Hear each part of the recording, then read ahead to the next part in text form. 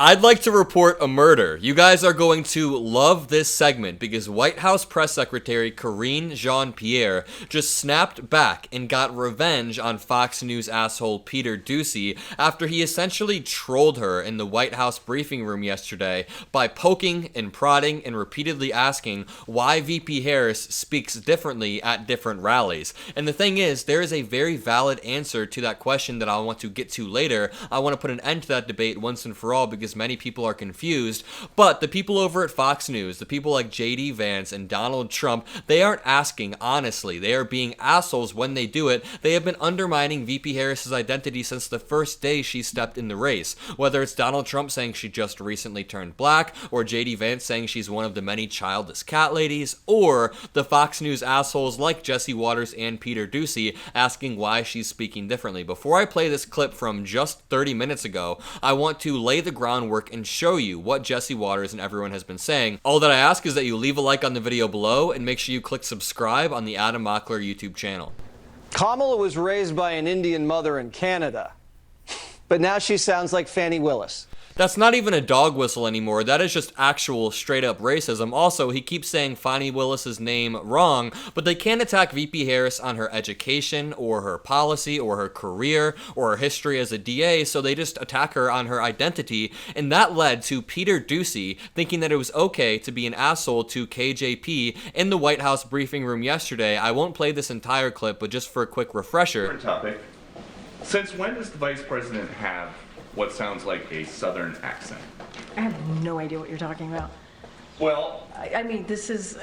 she was talking about unions in Detroit using one tone of voice. Is this something that same you think... line. Okay, Peter. That she used the same line in Pittsburgh, and it sounded like she at least had some kind of a Southern drawl. I mean, do you hear the question that you're... I mean, do you think Americans seriously think that this is an important question? They care... You know what they care about? They care about the economy. They care about lowering costs. They care about health care.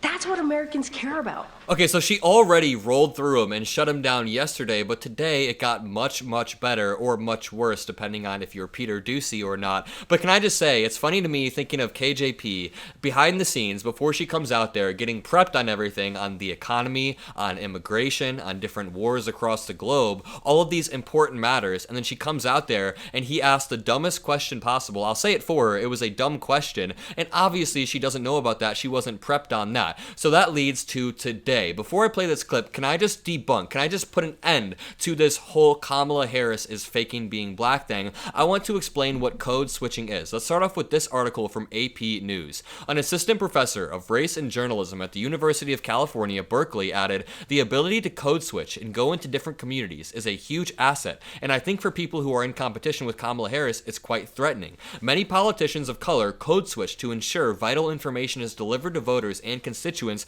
with cultural resonance.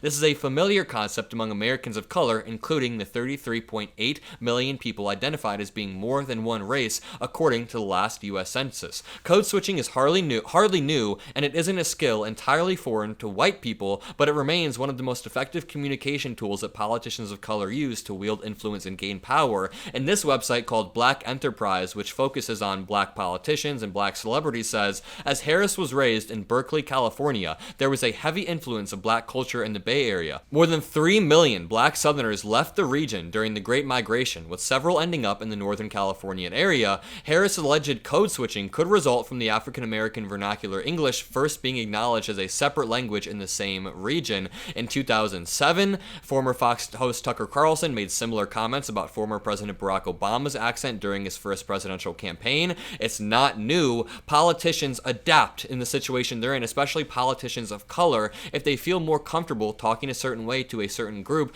they will do that. And a lot of times people feel like, or according to my black friends who I'm close with, they've told me they have the need to feel more white around white people. So Obama may speak differently when he's speaking to a crowd of white people compared to a group that he may be more comfortable with. But this brings us to today. Doocy says President Biden's approval rating is soaring, and KJP snaps back with a little reference to yesterday. Watch. Thank you. President Biden's approval rating is soaring. It's up 13% all the way to 48%. Does it bother the president that people are so pleased that he is retiring? Am I hearing a little twang in your voice, Peter? A little something in your... I know better. No, but you guys keep yes, telling go ahead. us to appreciate him on the way out about the Inflation Reduction Act and things I'm like glad that. that you listen to me when I'm up here. Look, here's what I can say. I think what the American people appreciate is indeed what we have been able to do in the past several years. When you think about inflation is falling with income while incomes are climbing, right? You think about Medicare is finally being able to negotiate lower drug costs. This president, this administration has been able to beat Big Pharma. That's a big deal. Other presidents have tried to do it. Other elected officials have tried to do it. They can't get it done. Manufacturing is indeed coming back here to America. Our infrastructure is being rebuilt. Violent crimes is at a low, 50-year low. Matter of fact, the last president in his last year, murder rates were skyrocketing. And so the president has been able to work on that. And this is a president and a vice president that has done the work to make Americans' lives better, to make their lives better, to change their lives in a transformational way. Can I just say, the best part about that wasn't even that she snapped back at Doocy, it was that she stuck the landing after and actually provided substance to a stupid, senseless question. Now, Peter Doocy's only role in that White House briefing room with the press and with KJP is to just be a dumbass who asks bad questions and tries to get sound bites for Fox News, and I like that Karine Jean-Pierre is able to flip it back at him and actually provide substance. I hope Fox News was showing that, because yesterday they cut the feed pretty quickly after this backfired in his face. But let's finish this clip. Their lives in a transformational way that is going to matter. And I think that's what the American people want to see, and that's what this president has been able to do. Yeah, it was just a dumb question in the first place. He asked, President Biden's approval rating is soaring, which is an amazing thing. Does it bother him that people are so pleased that he is retiring? Again, it's that clever Fox News spin on everything. I use the word clever sarcastically, but more from this article. As Jean-Pierre circled the room to take questions from numerous media White House correspondents, Fox News reporter Peter Doocy asked about Harris's alleged Southern accent. Doocy claimed Harris sounded different during speeches. This is from Black Enterprise. This is a solid website. According to the Daily Beast, Doocy's question referred to a side-by-side clip of Harris speaking at both events. The clip from the campaign of former President Donald Trump accused the vice president of using the same lines to encourage union workers, but by code switching, and they can't tell that there is racism embedded in everything that they do. Every single time Donald Trump attacks VP Harris, Kamala Harris has range, AP News writes. She can grill nominees for the Supreme Court or meet with foreign dignitaries, then pivot to hosting a Diwali celebration or dancing enthusiastically alongside an HBCU-styled marching band. It is a dexterity that Harris, the first black woman and Asian American to serve as vice president,